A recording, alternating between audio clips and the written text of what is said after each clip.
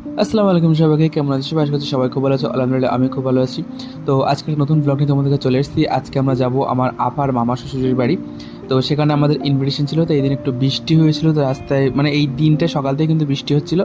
তো বৃষ্টি মাথায় নিয়ে কিন্তু আমরা পৌঁছে গেলাম। তো পৌঁছে গিয়ে সঙ্গে সঙ্গে খেতে বসে গেলাম। আর খেতে বসার সঙ্গে সঙ্গে কিন্তু আমাদের ডিম দিয়েছিল। ডিমটা কিন্তু সিদ্ধ করে ভাজা হয়েছিল। আর তার সঙ্গে ছিল সাদা ভাত আর ছিল বেগুনি।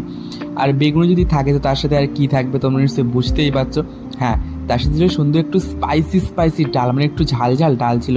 আর এই ঝাল ঝাল ডালটা কিন্তু খুব ভালোই লেগেছিলো। বর্ষা মাথা মানে এত ঠান্ডা লাগছিল সেই দিন, মানে ভিডিওটা কিন্তু অনেক দিন আগে, আমি বলছি মুখে পানি চলে আসছে। আর এই সিদ্ধ ডিমের সাথে কিন্তু খুবই ভালো লাগে, সিদ্ধ ডিমটা হালকা করে ভাজা। আর কেন জানি না মনে হচ্ছিলো ডিমটা ডিম মানে হাঁসের ডিম, কিন্তু পরে দেখলাম যে না, ডিমটা পোলট্রির ডিম। তারপরে ছিল আমার খুবই খুবই খুবই ফেভারিট পটল চিংড়ি। আমাকে কতগুলো চিংড়ি মাছ দিয়েছে আমার আপার শাশুড়ি।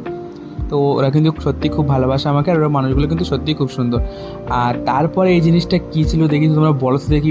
যদি ব্লগটা তোমরা দেখো, প্রপারলি দেখো, তাহলে বলবে কিন্তু এই জিনিসটা কী খাচ্ছি আমি। এটা কিন্তু আমার ফেভারিট জিনিস। তো পটল চিংড়ি দিয়ে আর ওই স্পেশাল জিনিসটা খাওয়ার পর তারপর কিন্তু চলে আসলো এখানে চিকেন কষা। চিকেনটা কিন্তু খুব সুন্দর কুকড হয়েছিল। আর এত সুন্দর গলে গেছে চিকেনটা, একদম কাদার মতো গলে গেছে। আর আমি যেখানে যাই সেখানে মানে আমার জন্য এই জিনিসটা থাকবে না, এটা তো বলা বাহুল্য। তো যে জিনিসটা আমি সবথেকে বেশি ভালোবাসি, আমার আপার মামি শাশুড়ি কিন্তু এটা রেখে দিয়েছিল। জানে যে আমি খুব ভালোবাসি, ওর মামা শ্বশুর বলেছিল যে মেহবুব কিন্তু এটা খেতে খুব ভালোবাসে, তো এটা ওর জন্য রেখো। তো ওটা রাখার পরে তারপর আমি নিলাম চাটনি আর পাঁপড়। আর এই চাটনি দিয়ে মাংস খেতে কিন্তু আমার খুবই ভালো লাগে। তো আমাদের কার কার ভালো লাগে আমাকে কিন্তু অবশ্যই জানিও। তারপরে ছিল মিষ্টি। আর এই মিষ্টিগুলো কিন্তু সত্যিই খুব টেস্টি ছিল, ভীষণ স্পঞ্জি টাইপের মিষ্টি। আর ছিল দই। আর দেখতে পাচ্ছ আকাশটা কতটা মেঘলা করে আছে। আর আমার আবার সেজ মামা শ্বশুরের ছেলে কিন্তু এই যে পাখির ব্যবসা করে, মানে বিভিন্ন ধরনের পাখি কিন্তু আমার এই ভাইয়ের কাছে আছে, বিভিন্ন ধরনের পাখি। আর আরও অনেক কিছু ছিল, বাট সেগুলো আমি দেখাতে পারলাম না। আর তারপরে পাখি দেখার পরে আমি আর আমার গোলু বেবি চলে আসলাম একটু বাইরে। আমরা কিন্তু বাড়িতে যাবো এবার, যেহেতু অনেক লেট হয়ে যাচ্ছে আমাদের।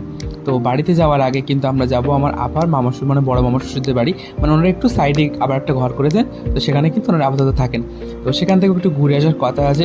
আর বৃষ্টি কিন্তু আসছিল, বারবার বৃষ্টি আসছিলো, তো সেই জন্য আমরা তাড়াতাড়ি বেরিয়ে পড়বো, কারণ সন্ধে হচ্ছিলো, মানে বিকেল হয়ে যাচ্ছিলো আস্তে আস্তে। তো এখানে গুবলু গাড়িতে উঠে পড়েছে, আপাও কিন্তু বেরিয়ে পড়েছে এখানে। আর দুলাভাই আসতে কথা বলছে। তো তারপরে গুবলু বলে আমার সুন্দর একটা ক্লিপ নিয়ে দাও। তো গুবলুর ক্লিপ নেওয়ার পরে আমার ছোট্ট একটা ক্লিপ নিলাম, কারণ আমরা বাড়িতে ভিতরে চলে আসলাম, কারণ ভীষণ বৃষ্টি হচ্ছিলো সেই সময়। মানে আমরা যখন বেরোবো সেই সময় ভীষণ বৃষ্টি চলে এসেছিলো। তো এই আমার আপার বড় মামা বাড়ির কিন্তু এই নতুন বাড়িটা দেখতে চলে আসলাম। এখানে আম বাগানে ভর্তি সব কাঁচামিঠা আম। তো সেখান থেকে আমরা একটু কাঁচামিঠা আম পেড়ে খাওয়া শুরু করলাম। শুরু করার পরে সেখান থেকে আমরা বাড়িতে চলে আসবো। তো ব্লগটা এখানেই শেষ করবো এবার। তো আজকের ব্লগটা কেমন লেগেছে আমাকে কিন্তু অবশ্যই জানাও। তোমরা সবাই খুব ভালো থেকো, খুব সুস্থ থেকো। আর তোমাদের সাথে